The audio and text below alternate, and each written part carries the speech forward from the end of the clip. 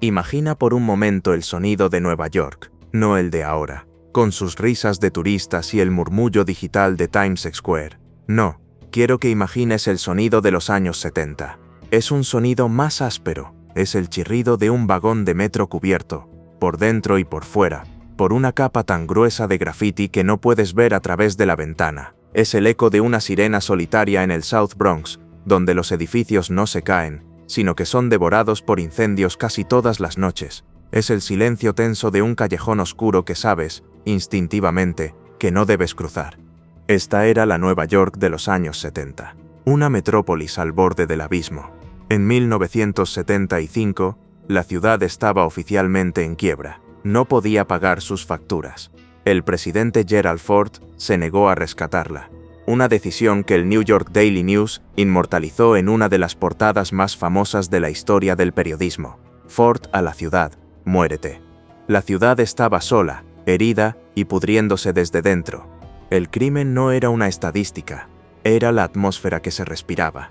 Entre 1976 y 1977, el terror tenía un nombre: el hijo de Sam, un asesino en serie que acechaba en las calles, disparando a parejas jóvenes en sus coches, sumiendo a la ciudad en un pánico colectivo. La gente dejó de salir de noche. El miedo era un compañero constante. Barrios enteros parecían zonas de guerra, y en medio de todo, la infraestructura se desmoronaba. La basura se acumulaba en las aceras durante las huelgas de saneamiento, creando montañas fétidas que eran el símbolo perfecto de la decadencia. Pero en medio de este caos, de esta descomposición casi apocalíptica, algunos no veían ruina, veían una oportunidad de oro. Porque cuando una ciudad se cae a pedazos, la tierra sobre la que se asienta se vuelve barata, y el que tiene el valor, la visión y los contactos para reconstruir, puede amasar una fortuna inimaginable. Aquí es donde entra en nuestra historia un joven promotor inmobiliario de Queens, un hombre con el apellido de su padre en grandes letras doradas, con una ambición que ardía más que los edificios del Bronx. Su nombre, por supuesto, era Donald Trump. Él miraba los sucios y decrépitos hoteles de la zona de Grand Central, no como un problema, sino como un lienzo en blanco. Veía rascacielos de cristal y acero donde otros solo veían escombros.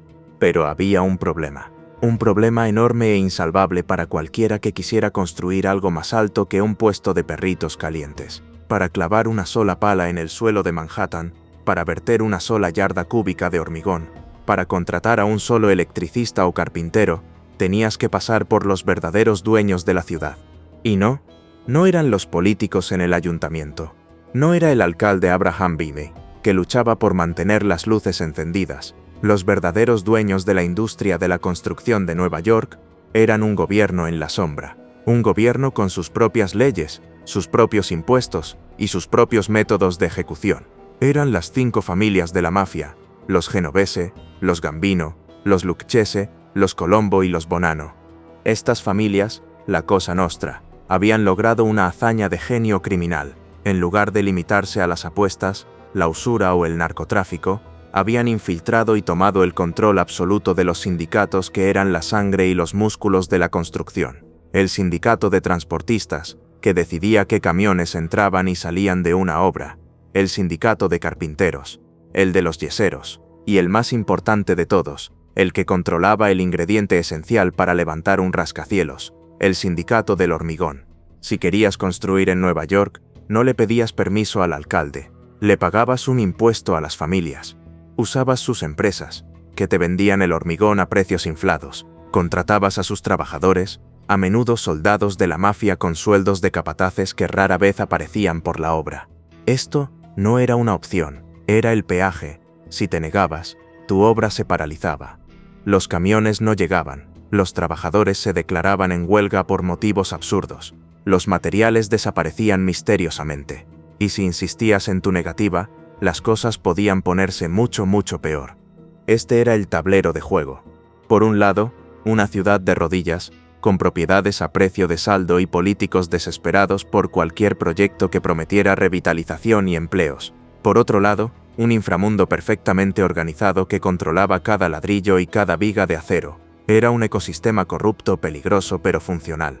Para un ambicioso promotor como Donald Trump, que soñaba con cambiar el horizonte de Manhattan, Esta no era una situación a evitar, era la única realidad posible. No se podía construir rodeando a la mafia, se tenía que construir a través de ella. La pregunta no era si te sentarías a la mesa con esta gente, sino cómo lo harías para salir ganando. Para jugar en esta liga, no bastaba con tener dinero y visión.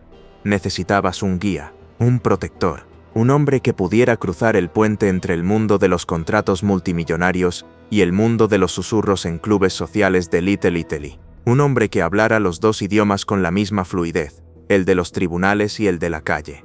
Y ese hombre existía. Era temido, era brillante, y era la pieza clave que conectaría al joven Donald Trump con el poder que realmente mandaba en la ciudad. Hay una frase que define a la perfección al hombre del que vamos a hablar. Él solía decir: «No me digas qué dice la ley, dime quién es el juez». Esa frase no era una broma, era su manual de instrucciones. Su nombre era Roy Cohn, y no era simplemente un abogado, era una fuerza de la naturaleza, un arma con un maletín. Para entender quién era Roy Cohn, tenemos que volver a los años 50. Siendo apenas un veinteañero, se convirtió en la mano derecha del senador Joseph McCarthy, el arquitecto de la caza de brujas anticomunista que sembró el pánico en Estados Unidos. Fue allí, en las audiencias televisadas a nivel nacional, donde el país vio por primera vez a Cohn en acción. Vieron a un joven fiscal de ojos fríos, implacable, que no interrogaba, sino que destrozaba a los testigos. No le interesaba la verdad, le interesaba la victoria. Una victoria a cualquier precio. Esa experiencia no fue el final de su carrera, fue su forja. Salió de Washington con una reputación nacional de ser absolutamente despiadado, y convirtió esa reputación en su marca personal en Nueva York. En las décadas siguientes, Cohn se estableció como el abogado más temido, y a la vez, más solicitado de la ciudad. Su despacho no era un lugar al que ibas si eras inocente, era el lugar al que ibas si eras culpable y querías salirte con la tuya. Era el lugar al que ibas si tenías un problema que no podía resolverse con métodos convencionales. Su lista de clientes no era una lista, era un mapa del poder real de Nueva York, en todas sus formas. Por un lado, representaba a la élite, a millonarios, a celebridades, a cardenales de la Iglesia Católica. Era un habitual de las fiestas más exclusivas, como las del legendario Estudio 54, siempre rodeado de famosos y gente influyente. Pero por otro lado, y aquí es donde nuestra historia se vuelve crucial, Roy Cohn era el abogado de cabecera de la mafia. No hablamos de simples matones, hablamos de los jefes. Cohn era el consejero legal de Anthony Fat Tony Salerno, el poderoso jefe de la familia genovese. Representó a Carmine Lilo Galante, de la familia Bonanno. Su nombre estaba directamente asociado con los capos más importantes de la Cosa Nostra. Él no los veía como criminales, los veía como clientes poderosos que pagaban puntualmente. Los defendía en los tribunales con la misma ferocidad con la que defendía a un magnate de la prensa. Para Roy Cohn, no había conflicto de intereses, solo había intereses. Él era el puente. El único hombre en toda Nueva York que podía cenar con un juez del Tribunal Supremo una noche y a la mañana siguiente sentarse en un club social de Mulberry Street para discutir una estrategia legal con un capo de la mafia. Entendía el lenguaje de ambos mundos y, lo que es más importante, los traducía entre sí. Sabía qué juez era sobornable, qué político necesitaba un favor y qué jefe de sindicato podía solucionar un problema en una obra.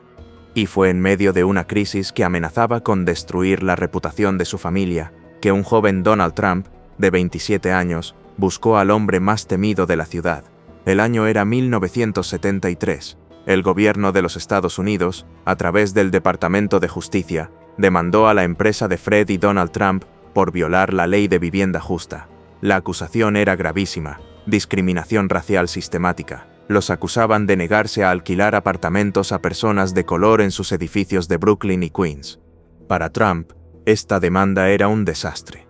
Podría haber acabado con su carrera antes de que empezara. Siguiendo el consejo de un amigo, fue a un exclusivo club privado de Manhattan llamado Le Club, donde sabía que encontraría a Cohn. Se acercó a su mesa, se presentó y le explicó su problema. La respuesta de Cohn fue instantánea y definió su futura relación. Le dijo a Trump: «Diles que se vayan al infierno y pelea el caso en los tribunales».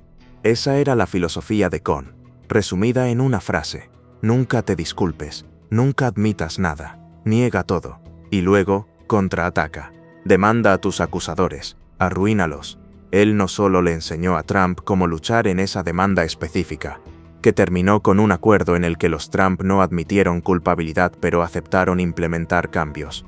Más importante aún, Cohn se convirtió en el mentor de Trump. Le enseñó su particular visión del mundo, una batalla constante donde los depredadores se comen a los débiles. Donald Trump no solo contrató a un abogado, contrató a un consigliere. Cohn se convirtió en su solucionador de problemas, su negociador, su pitbull personal. Y con esa relación, Trump no solo obtuvo protección legal, obtuvo acceso al increíble y oscuro libro de contactos de Roy Cohn, un libro que incluía a los hombres que, como vimos en el capítulo anterior, controlaban el recurso más vital para un constructor en Nueva York, el hormigón. Con Roy Cohn como su escudo y su espada, Trump ya no era solo un ambicioso constructor de Queens. Ahora era un jugador conectado, un iniciado. Tenía al hombre que podía hacer una llamada y solucionar un problema con un sindicato o conseguir una exención de impuestos de un político amigo. Estaba listo para jugar en las grandes ligas. Pero para construir su torre de ensueño, su monumento en la Quinta Avenida, necesitaba algo más que un abogado brillante y despiadado. Necesitaba la bendición del rey de la construcción clandestina. El primer peaje que tendría que pagar en este nuevo mundo estaba controlado por un hombre bajo, gordo, casi siempre en pijama y con un cigarro en la boca, que dirigía su imperio desde un modesto club social. Un hombre al que todos conocían como Fat Tony Salerno, el rey absoluto del hormigón. Para construir un rascacielos, se necesitan tres cosas fundamentales: acero para el esqueleto, cristal para la piel y hormigón para los cimientos y la estructura. En los años 80 en Nueva York, podías comprar el acero a diferentes proveedores. Podías elegir entre varios fabricantes de cristal. Pero el hormigón no se compraba, se negociaba. Y la negociación final siempre pasaba por la mesa de un hombre que rara vez salía de su modesto club social en East Harlem. Su nombre era Anthony Salerno, pero nadie en la calle, ni en las obras, ni en las oficinas del FBI, lo llamaba así. Para todos, era Fat Tony, y su apodo, Tony el Gordo, no solo describía su enorme figura, describía su poder, un poder desmesurado que controlaba la sangre de la construcción de Nueva York. Cuando piensas en un jefe de la mafia, quizás imaginas a un hombre elegante con trajes caros, como John Gotti. Olvida esa imagen. Fat Tony Salerno era la antítesis del glamour. Su oficina no era un lujoso despacho en Park Avenue, sino el Palma Boys Social Club, un local sin pretensiones con una fachada de ladrillo en la calle 114. A menudo se le veía sentado a una mesa de plástico en la acera, vestido con un pijama de seda, un sombrero fedora y con un cigarro permanentemente encendido entre los labios. Parecía un abuelo excéntrico del barrio. Pero desde esa silla, este hombre, el jefe de la familia genovese, una de las más antiguas y poderosas de América, dirigía un imperio multimillonario. Su genialidad, y la de su principal socio y rival en este negocio, Paul Castellano, jefe de la familia Gambino, fue entender que el verdadero poder no estaba en robar camiones, sino en ser dueño de la carretera. Juntos, crearon una de las alianzas criminales más eficaces y lucrativas de la historia, el Club del Hormigón. El club no era un edificio, era un sistema, un cártel. Las dos empresas de hormigón más grandes de la ciudad, S&A Concrete, controlada por Salerno, y Certified Concrete, controlada por Castellano, junto con un puñado de otras empresas más pequeñas también bajo control de la mafia, acordaron no competir entre sí. En su lugar se repartieron el pastel. Las reglas eran brutalmente sencillas. Para cualquier proyecto de construcción en Nueva York, valorado en más de $2 millones, el contrato de hormigón iría a una de las empresas del club. Ellos decidían de antemano quién ganaría la licitación. Las otras empresas presentaban ofertas falsas, más altas, para dar una apariencia de competencia. El promotor inmobiliario no tenía otra opción. Tenía que aceptar el precio del ganador. Pero eso no era todo. El club instituyó lo que se conoció en las investigaciones del FBI como el impuesto del 2%. El coste de cada proyecto de hormigón de más de $2 millones se inflaba automáticamente en un 2%. Ese dinero no iba a la empresa, iba directamente a los bolsillos de los jefes de las familias Genovese y Gambino. Era el precio de hacer negocios, el peaje inevitable por construir en su ciudad. ¿Cómo podían imponer estas reglas con tanta facilidad? Porque no solo controlaban las empresas de hormigón, controlaban a los hombres que lo transportaban. El sindicato de camioneros, el famoso Teamsters Local 282, estaba completamente en manos de la mafia. El presidente de ese sindicato no respondía ante sus miembros, respondía ante los capos. Si un constructor se atrevía a buscar hormigón de una empresa fuera del club, el sindicato simplemente se negaba a transportarlo. Los camiones no llegaban. La obra, con un coste de millones de dólares al día, se paralizaba instantáneamente. Era un chantaje perfecto. Así que, para un promotor como Donald Trump, la situación era la siguiente. Tienes a Roy Cohn como tu abogado y mentor, que te abre las puertas y te dice con quién tienes que hablar. Y al otro lado de esa puerta está Fat Tony Salerno, controlando el ingrediente que necesitas desesperadamente para que tu visión deje de ser un dibujo y se convierta en un edificio.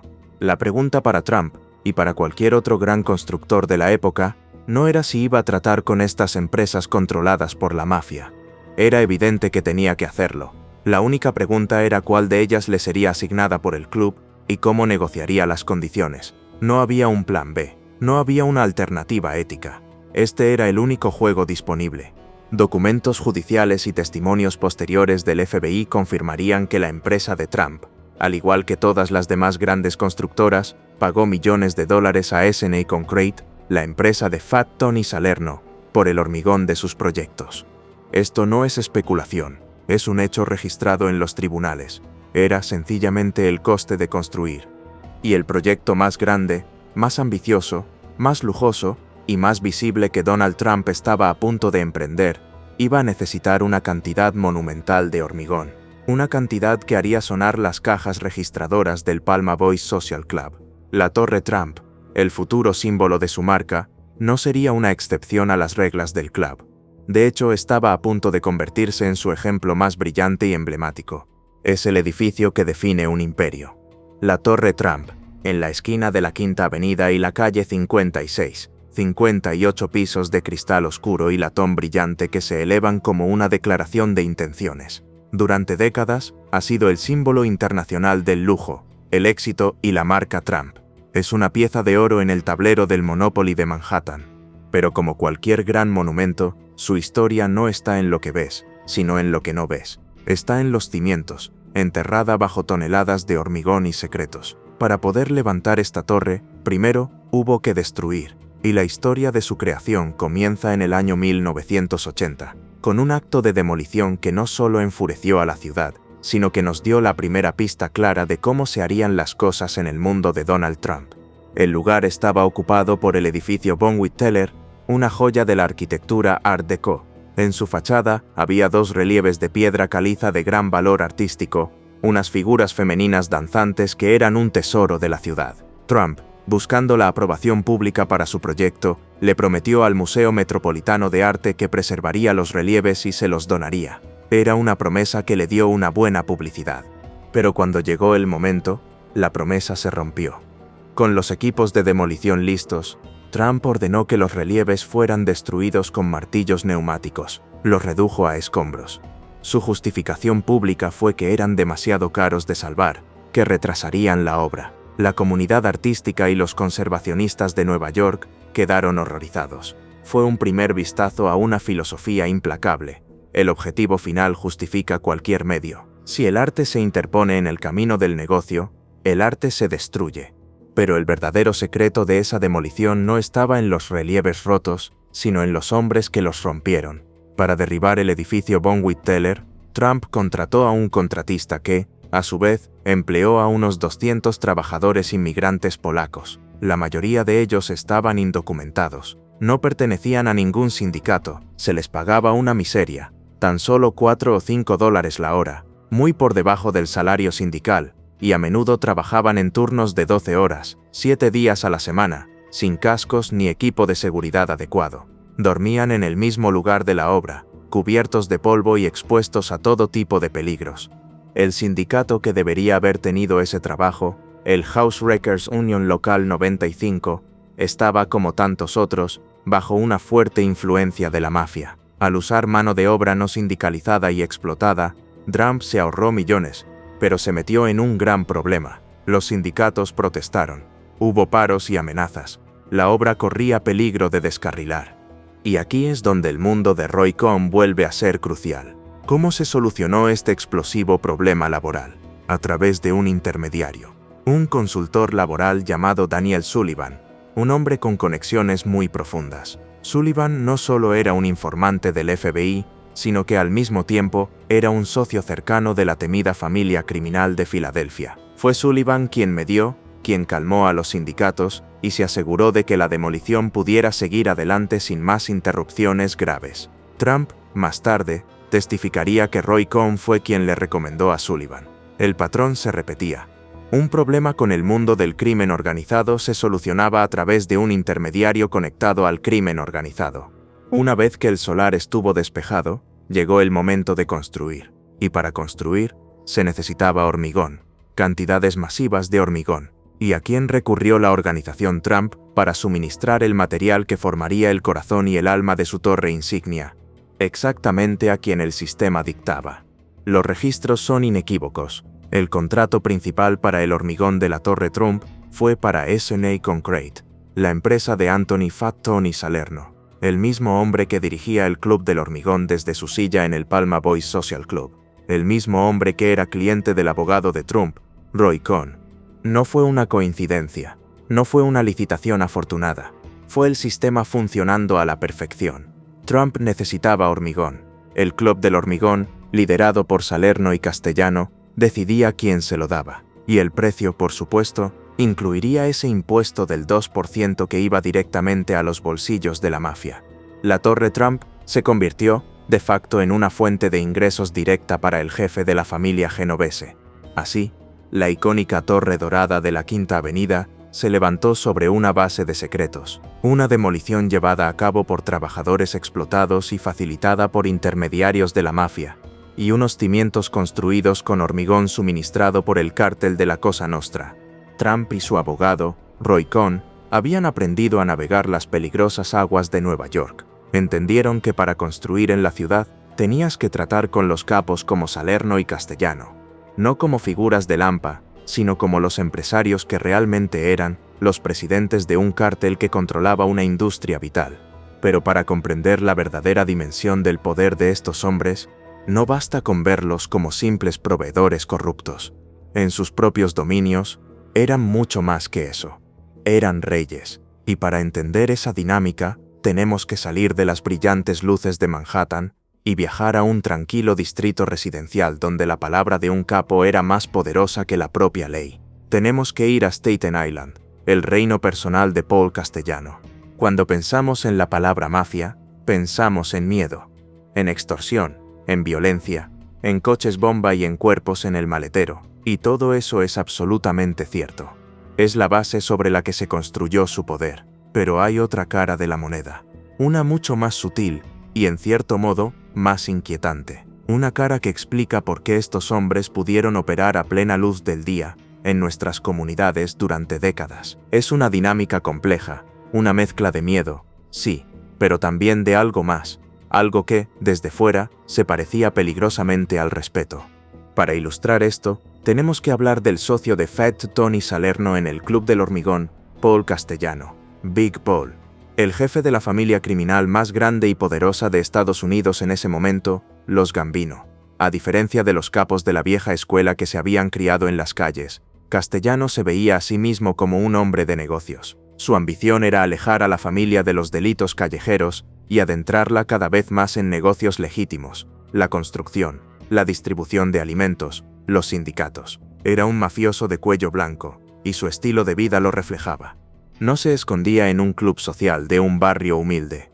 Vivía a la vista de todos, en la cima del poder. Su casa, en el exclusivo y adinerado barrio de Todd Hill en Staten Island, era la prueba viviente de su estatus. No era una casa, era una mansión. Una opulenta réplica de 17 habitaciones de la Casa Blanca, con suelos de mármol, una piscina de tamaño olímpico y unas vistas espectaculares de todo el distrito. Era conocida por todos en el barrio simplemente como la Casa Blanca. El hecho de que el jefe mafioso más poderoso del país pudiera construir un monumento así y vivir en él sin esconderse, nos dice mucho sobre el poder que ostentaba. Y aquí es donde debemos detenernos y cumplir nuestra promesa de no generalizar. ¿Cómo reaccionaba la comunidad, sus vecinos de clase alta, los residentes de Staten Island, ante la presencia de un conocido jefe del crimen organizado en su colina? La respuesta no es tan simple como el miedo o el rechazo. Y el mejor ejemplo documentado de esta extraña relación ocurría una vez al año, cada 4 de julio, día de la independencia de Estados Unidos. Cada 4 de julio, Paul Castellano organizaba una fiesta legendaria en su mansión. Era un evento multitudinario. Montaba una barbacoa gigantesca para amigos, familiares y socios de negocios. Pero la fiesta no era solo para sus invitados. El plato fuerte era para todo el vecindario. Al anochecer, Castellano ofrecía un espectáculo de fuegos artificiales de nivel profesional. No hablamos de 4 cohetes comprados en una tienda. Hablamos de un despliegue pirotécnico que, según los que lo presenciaron, rivalizaba con el famoso espectáculo de los grandes almacenes Macy's sobre el East River. Y los vecinos no se quejaban del ruido. No llamaban a la policía por la multitud de coches de lujo con cristales tintados que subían por la colina. Hacían todo lo contrario. Según relataron periodistas y agentes del FBI que vigilaban la casa, los vecinos de Todt Hill esperaban con ansias el evento. Sacaban sus sillas al jardín, reunían a sus hijos y se preparaban para disfrutar del espectáculo gratuito cortesía del padrino local. Era un pacto no escrito, un ejemplo perfecto de la dinámica de poder. Castellano no actuaba como un matón en su barrio, actuaba como un patriarca. Era un vecino tranquilo, mantenía su propiedad impecable y, una vez al año, ofrecía un generoso regalo a la comunidad. A cambio, la comunidad le ofrecía una forma de aceptación tácita. Miraban para otro lado. Él era su mafioso, un hombre poderoso que traía una extraña forma de prestigio y orden a su rincón del mundo. La gente sabía quién era, y sabían que mientras él estuviera allí, en su casa blanca en la colina, ciertos problemas, como los robos o la delincuencia callejera, simplemente no ocurrían en Todt Hill. Esta no era una veneración como la que se le tiene a un santo.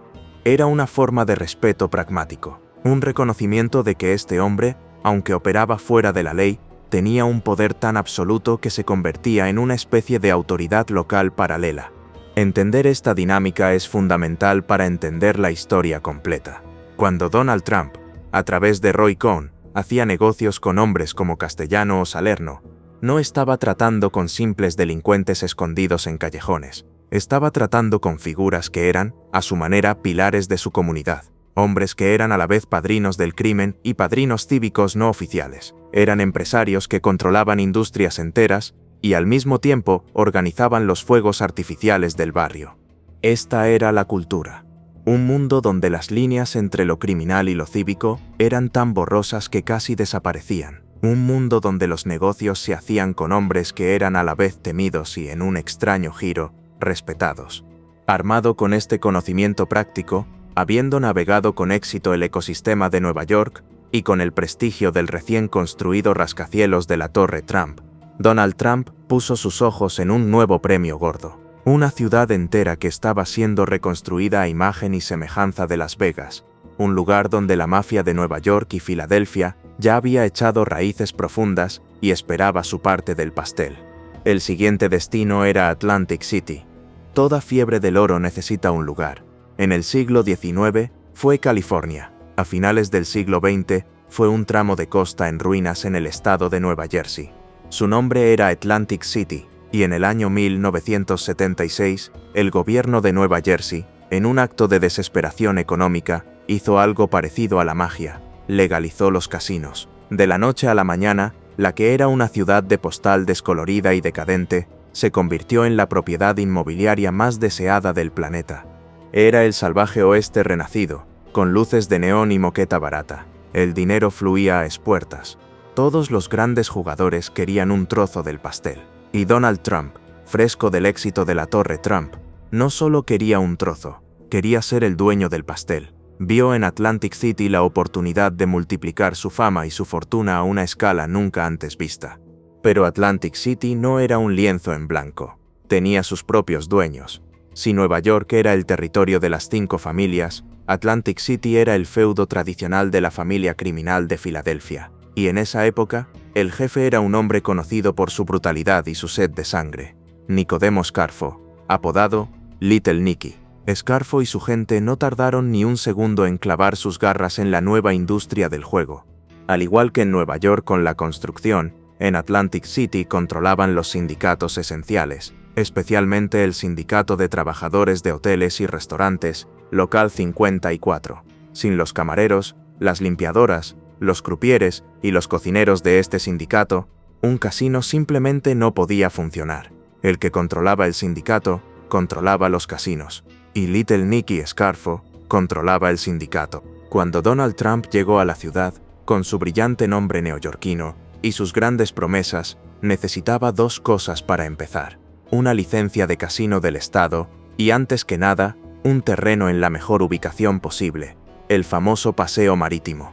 Y aquí es donde el patrón que vimos en Nueva York no solo se repite, sino que se vuelve aún más explícito. En 1982, Trump identificó el lugar perfecto para su primer casino, el que se convertiría en el Trump Plaza. Pero había un problema: no era el dueño del terreno, tenía que alquilarlo. ¿Y quién era el propietario de esa parcela de oro? El dueño era una empresa cuyo principal socio era un hombre llamado Salvatore Salvie Testa. Salvie Testa no era un simple inversor inmobiliario, era un asesino a sueldo, un sicario. Y no uno cualquiera, era un capo de la familia de Filadelfia y el protegido personal del mismísimo Nicky Scarfo. La Comisión de Control de Casinos de Nueva Jersey, el organismo encargado de mantener a la mafia fuera del juego, investigó la transacción a fondo. Lo que descubrieron fue asombroso. Trump acordó pagar a Testa y a sus socios la exorbitante cifra de $1.100.000 al año por el alquiler del terreno. Era un precio tan inflado, tan por encima del valor de mercado, que los investigadores lo vieron como lo que probablemente era: el impuesto de entrada de Trump, el peaje que tenía que pagarle a la mafia de Filadelfia para que le permitieran establecerse en su territorio. Roy Cohn, de nuevo, manejó las negociaciones, y gracias a su habilidad para crear capas de negación plausible, Trump pudo argumentar ante la comisión que no sabía quiénes eran realmente los dueños del terreno. Simplemente dijo: era el único terreno disponible y estaba dispuesto a pagar lo que fuera para conseguirlo. La comisión, a regañadientes y a falta de una prueba irrefutable que demostrara que Trump sabía que le estaba pagando a un sicario de la mafia, le concedió la licencia. Pero la sombra ya estaba ahí. El patrón continuó.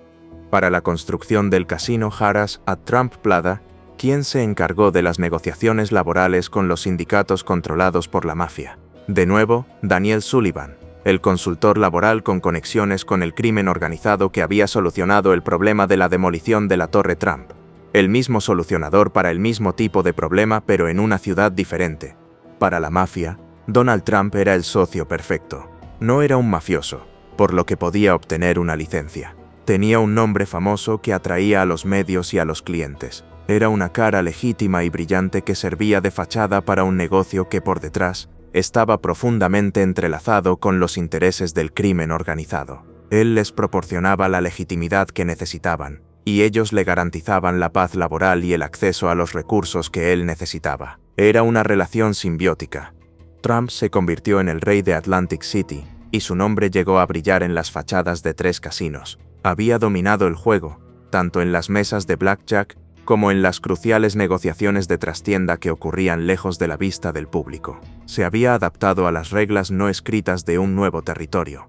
Pero mientras él construía su imperio de neón a orillas del Atlántico, otro grupo de hombres estaba construyendo un caso en su contra.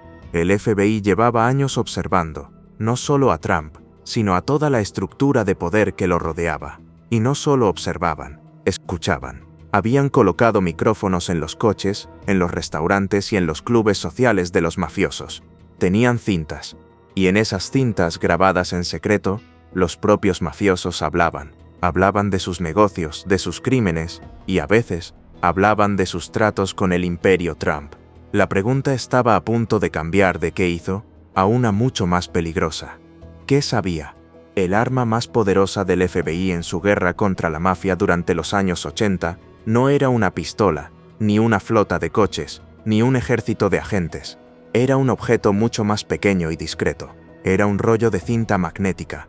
Durante años, pacientemente y en el más absoluto secreto, los federales escucharon. Colocaron micrófonos en los lugares donde los hombres más poderosos de Lampa se sentían más seguros, en sus clubes sociales, en sus coches, en sus restaurantes favoritos, y escucharon mientras ellos hablaban con total libertad, creyendo que nadie los oía. No sabían que cada una de sus palabras estaba siendo grabada, y esas palabras, una a una, estaban construyendo su propio ataúd. A mediados de los 80, un joven y ambicioso fiscal federal llamado Rudolph Giuliani decidió que ya era suficiente de perseguir a soldados y capitanes. Quería cortar la cabeza de la serpiente. Usando la poderosa Ley Rico, una ley diseñada para procesar a organizaciones criminales en su totalidad, Giuliani lanzó el ataque más devastador contra la Cosa Nostra en su historia, el famoso juicio de la Comisión de la Mafia. El objetivo era encarcelar, de una sola vez, a los jefes de las 5 familias de Nueva York.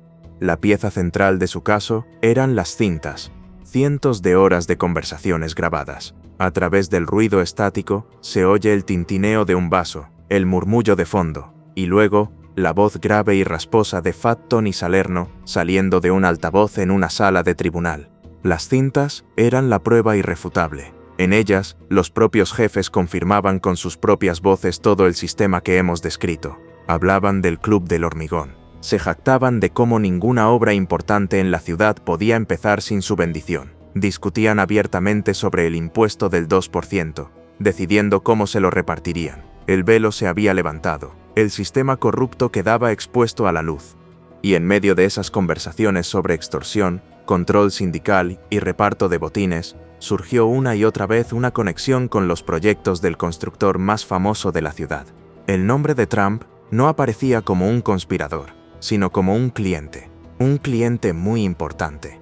En una de las conversaciones más citadas, grabada en el Jaguar de un mafioso, se oye a Fat Tony Salerno dando órdenes a uno de sus subordinados sobre la empresa S&A Concrete. Le dice que se asegure de que el hormigón llegue a una obra específica. Cuando le preguntan para quién es, Salerno responde que es para un amigo nuestro. Los investigadores y periodistas que analizaron el caso, como el reputado Wayne Barrett, concluyeron que ese amigo era Roy Cohn, quien actuaba en nombre de su cliente principal Donald Trump.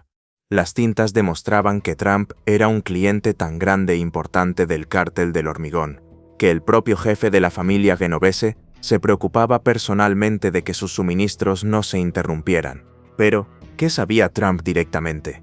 Él nunca fue acusado en el juicio de la comisión. Sin embargo, sí fue interrogado por los investigadores federales. Su defensa fue consistente, y gracias a la maestría de Roy Cohn, legalmente sólida. Trump afirmó que él no sabía nada de la mafia, que él era un constructor, no un policía. Su argumento era simple. S&A Concrete, la empresa de Salerno, era una de las pocas en toda Nueva York capaz de manejar proyectos de la envergadura de la Torre Trump o el Trump Plaza. Contratarlos no era una elección, era una necesidad empresarial.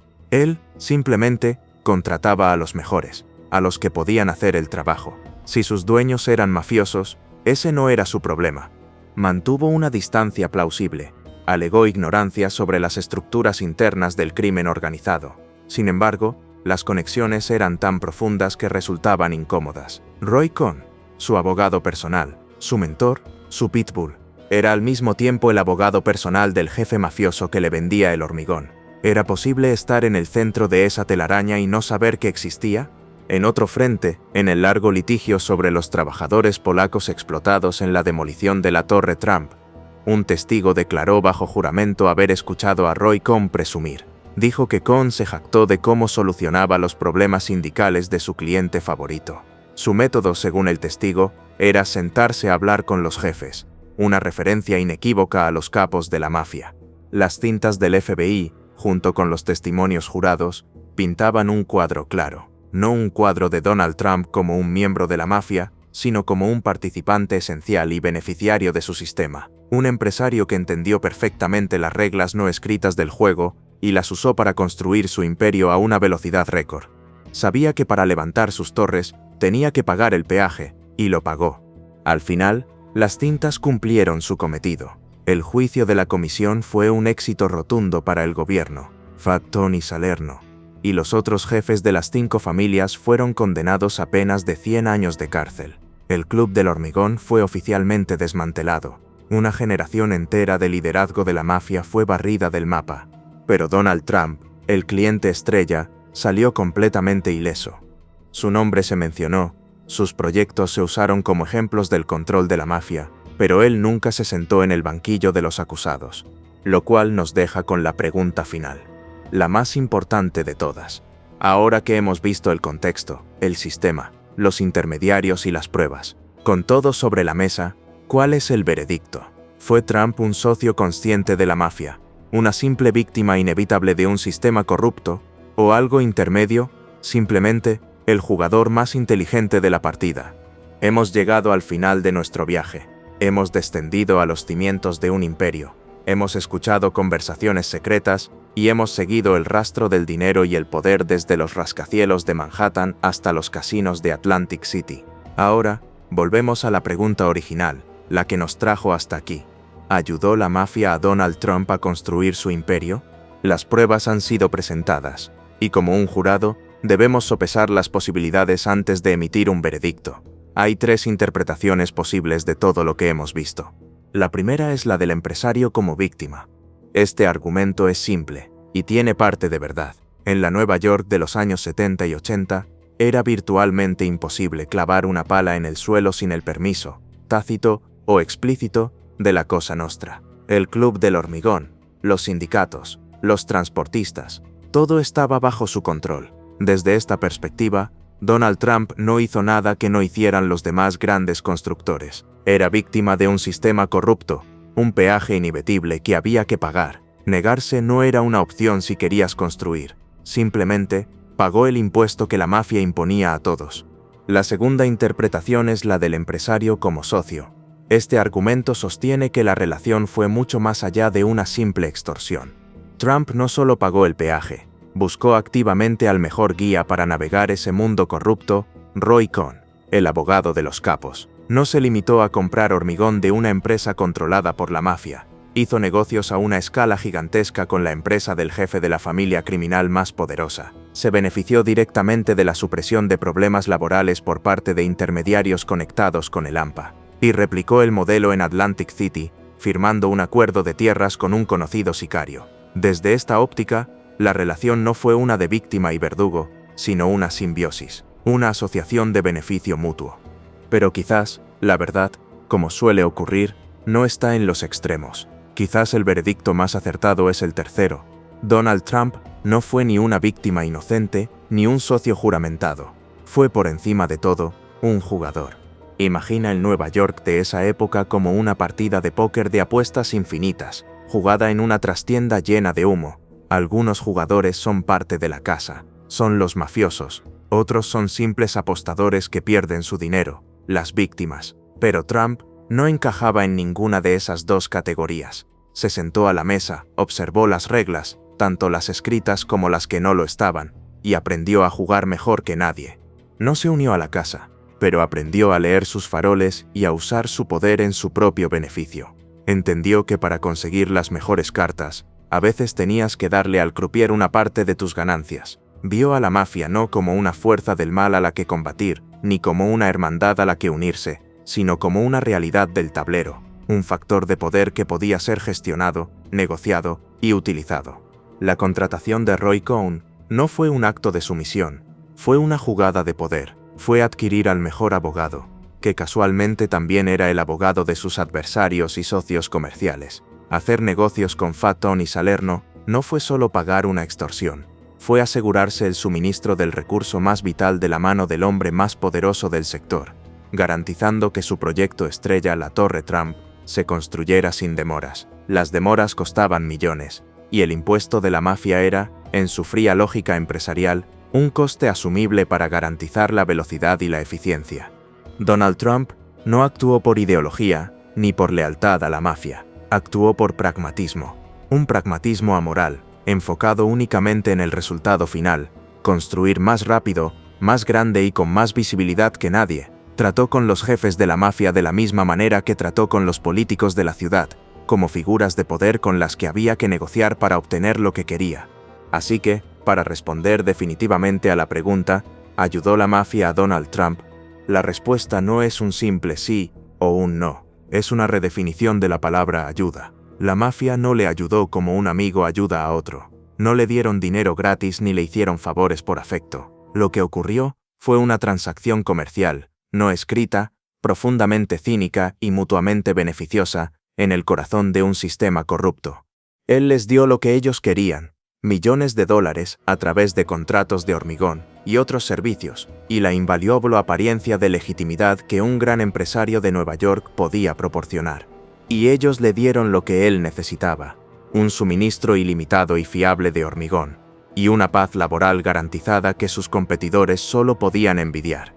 Él construyó su brillante imperio de cristal y acero sobre los cimientos de hormigón que ellos controlaban. No fue una alianza de sangre, sino una cruda alianza de conveniencia. Y esa, sin teorías de conspiración ni adornos, es la historia real, una historia que no está escrita en los titulares sensacionalistas, sino, literalmente, en el hormigón de Nueva York.